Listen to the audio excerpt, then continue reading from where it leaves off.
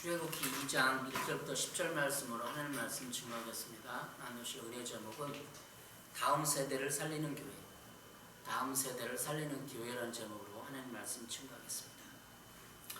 사랑하고 축복하는 하나님께 성도 여러분, 오늘 우리는 출애굽기 2장 말씀을 통해 하나님께서 이 시대 우리 교회를 향해 던지시는 시대적 소명을 확인하고자 합니다. 그 시대적 소명은 다음 세대를 살리는 교회라는 거죠. 오늘날 가정을 들여다보면 자녀를 키우는 일이 그 어느 때보다 힘겹고 막막하다는 고백이 터져 나옵니다.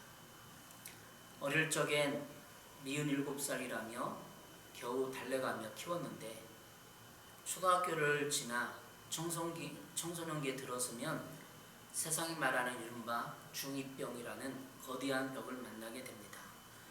부모의 따뜻한 말 한마디도 가시돋친 듯 대들고 소통의 문을 닫은 채 방에 들어가 버립니다. 핸드폰과 게임, 세상 오락과 강렬한 자극의 마음을 온통 빼앗겨 우리 아이들의 모습을 보고 있으면 부모의 마음은 타들어가고 가정마다 분노와 탄식이 끊이지 않습니다. 특별히 중학생 자녀를 둔 부모들이 그런 것 같아요. 우리는 아이들의 이러한 반항과 게임 중독 현상을 보며 요즘 애들은 왜 이럴까 하고 아이의 탓만하거나 세상의 심리학과 체벌 그리고 유명 강사의 교육법에서 답을 찾으려고 발버둥칩니다. 그러나 아무리 세상의 방법을 동원해 보아도 아이들의 마음은 더욱 멀어지고 사탄은 영적인 기갈과 자극적인 세상 문화로 우리 다음 세대의 영혼을 깊은 죽음의 골짜기로 몰아가고 있습니다. 그렇다면 과연 무엇이 문제이고 우리 자녀들은 이 어둠과 중독의 사슬에서 어떻게 건져낼 수 있겠습니까? 세상의 자극에 무너져 내리는 자녀들을 바라볼 때 부모와 교회가 찾아야 할 진짜 성경적인 대안은 무엇입니까? 사탄의 궁극적인 전략은 교회를 무너뜨리고 미운 7살과 중2병이라는 문화적 프레임에 우리의 다음 세대를 영적으로 죽이는 것입니다. 사사기 2장을 보면 여호수아와 그 시대 장로들이 죽은 후 하나님을 알지 못하는 다른 세대가 등장하여 결국 멸망의 길을 걸었습니다. 사사기 2장 10절 하반절에 보니까 이렇게 기록하고 있습니다. 그 후에 일어난 다른 세대는 여호와를 알지 못하여 여호와께서 이스라엘을 위하여 행하신 일도 알지 못하였더라. 그러니까 가만히 보니까 사사기 2장 10절에 교육의 부재였던 거예요. 여호와를 알지 못하여 그래서 다른 세대는. 그러니까 그 시대 사람들이 율법 교육을 성경 교육을 안 했던 거죠. 그러니까 하나님을 알지 못하고 하나님 행하신 일도 부전으로라도 얘기하지 않는 거죠. 왜? 애들이 반항하니까. 하나하고 뭐하고 귀찮으니까 그냥 포기하고 노는 거죠. 지금 우리 시대랑 비슷한 것 같아요. 사사기 2장에 나오는 내용이. 오늘날 한국교회와 부모들도 자녀들의 외형적인 태도와 세상 스펙에만 몰두한 나머지 영적인 대안을 제시하지 못해 수많은 청소년과 청년들은 세상에 빼앗기고 말았습니다. 코로나 이후 수많은 성도가 떠나가는 위기 속에서 다음 세대를 향한 성경적 영적 배려가 교회 생사를 가르고 있습니다. 오늘 본문 출애굽기 2장 본문 말씀은 세상의 강물에 빠져 죽어가는 모세를 건져낸 모세 부모의 믿음을 보여줍니다. 세상의 시선으로 도무지 답이 나오지 않는 우리 자녀들을 살려내기 위해서 오늘 말씀을 통해 하나님께서 제시하는 성경적 대안과 3가지 영적 원리를 나누고자 합니다. 성경적인 대안은 뭔가, 그리고 3가지 영적 원리가 있습니다. 오늘 본문에. 그래서 찾아보겠습니다. 오늘은 주제 설교지만 주제를 가지고 그럼 3가지 대안. 첫 번째는 다음 세대를 살리는 토부라는 거예요. 다음 세대를 살리는 토부.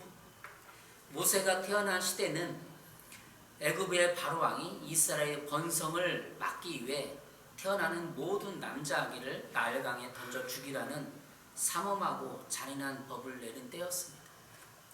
수많은 아기 해골과 악어가 들끓는 나일강은 그야말로 죽음과 절망의 현장이었습니다. 군대를 동원해서 아기들 있는 데마다 빼앗아 강물에 던져버리고 군사들이 칼과 창을 들고 위협하면서 뺏어가 못하게 했어요. 죽음의 강에서 나일강. 바로 그 절망의 한복판에서 모세가 태어났습니다. 출애굽기 2장 1절부터 2절은 그의 어머니 요게벳이 아들을 낳고 그가 잘생긴 것을 보고 석 달 동안 숨겼다고 기록합니다. 출애굽기 2장 1, 2절이에요. 레위 가족 중 한 사람이 거기 레위에게 장가들어 그 여자가 임신하여 아들을 낳으니 그가 잘생긴 것을 보고 석 달 동안 그를 숨겼으나 석 달 동안 숨겼대요. 근데 2장 1절에서 레위 가족 중 한 사람이 레위 여자에게 장가들었다. 이것도 우리가 추측해보거나 상상해볼 만한 내용이에요. 2절이.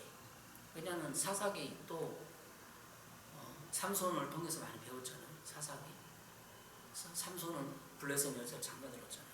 그러니까 레위 가족이 하나님의 말씀을 율법을 구전으로 서로 교육으로 잘 훈련한 가정이라는 거예요.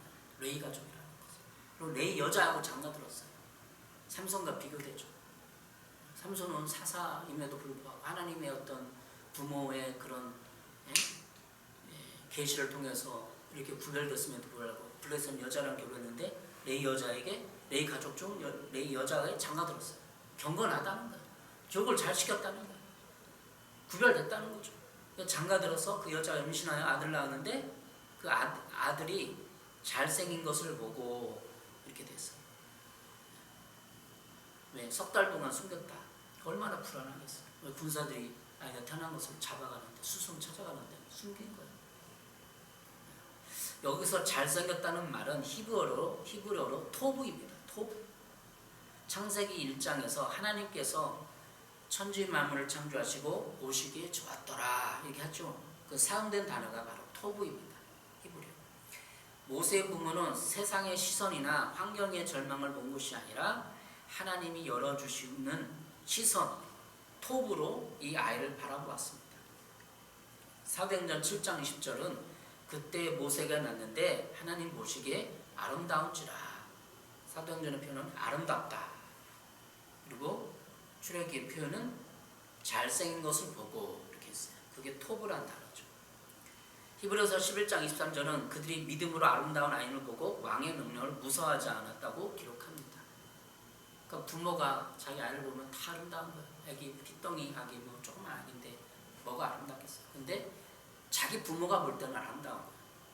근데 육체적인 아름다움만 여기에 모세의 부모가 본 게 아니에요. 아이의 영적인 눈으로 아이를 보고 사명을 본 거예요. 영적인 것을 본 거예요. 부모가.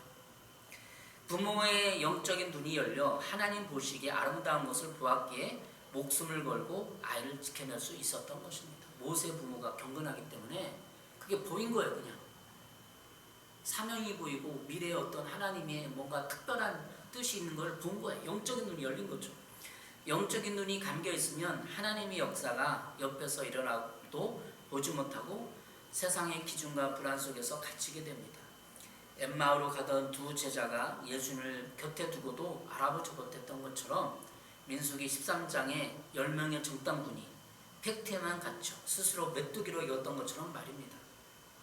자기 정체성이 없는 거죠. 12 정탐꾼이나 엠마오로 가는 제자는 눈이 감아서 안 보인 거죠. 그러나 여호수아 갈렙처럼 영의 눈이 열린 자는 하나님의 시선으로 승리를 선포합니다.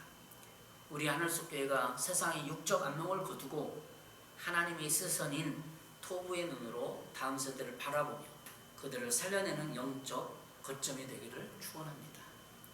주중에 또 지난 주간에 제가 자녀 양육에 대해서 많이 고민했어요. 생각도 하고 그리고 성경도 찾아보고 우리 자녀를 내가 어떻게 양육하고 있는가 많이 생각을 해봤습니다.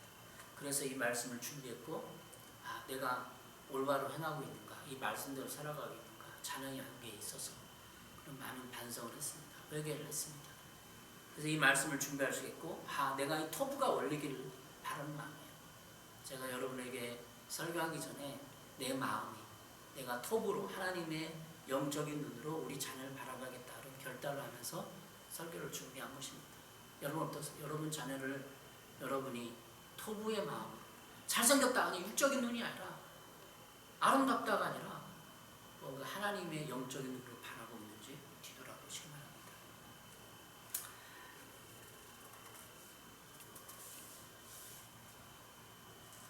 두 번째, 오늘 본문에서 다음 세대를 이끄시는 하나님이에요.